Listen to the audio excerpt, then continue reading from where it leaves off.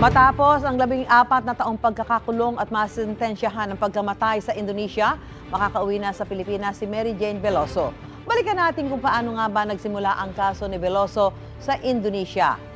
Naaresto si Veloso matapos makitaan ng heroin sa kanyang maleta sa Yogyakarta Airport sa Indonesia noong April 2010. Paliwanag noon ni Veloso, wala siyang alam sa illegal na droga at galing daw sa kanyang recruiter ang maleta.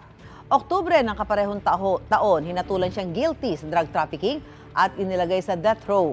Kasunod niyan, ilang beses humiling ang gobyerno ng Pilipinas kay dating Indonesian President Joko Widodo na bigyan ng clemency si Veloso at ilang beses ding tinanggihan. Makalipas ang 5 taon, itinakda ng i-execute si Veloso kasabay ang iba pang drug convicts sa Indonesia.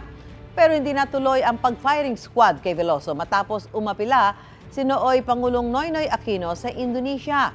Kasunod ng pagsuko sa pulisya ng recruiter ni Veloso na si Cristina Sergio. Sabi ni Aquino, gagawing state witness si Veloso laban sa mga sindikatong nag-recruit sa kanya. Umayag ang Indonesia na bigyan ng indefinite reprieve si Veloso para makapagbigay siya ng testimonya laban kay Sergio at iba pa niyang recruiter na si Julius Lacanilao. Sa pagtatapos ng termino ni Aquino at pag-upo ni Nooy Pangulong Rodrigo Duterte, nag-iba ang posisyon ng Pilipinas sa kaso ni Veloso. Hindi raw haharangin ni Duterte ang desisyon ng Indonesia alinsunod sa kanilang batas. Noong 2022, nang maupo naman si Pangulong Bongbong Marcos, humiling ang pamilya ni Veloso na muling humingi ng clemency sa Indonesia para kay Mary Jane. Bukod sa clemency, hindi rin tumigil ang gobyerno na umapela para mapababa ang sentensya kay Veloso.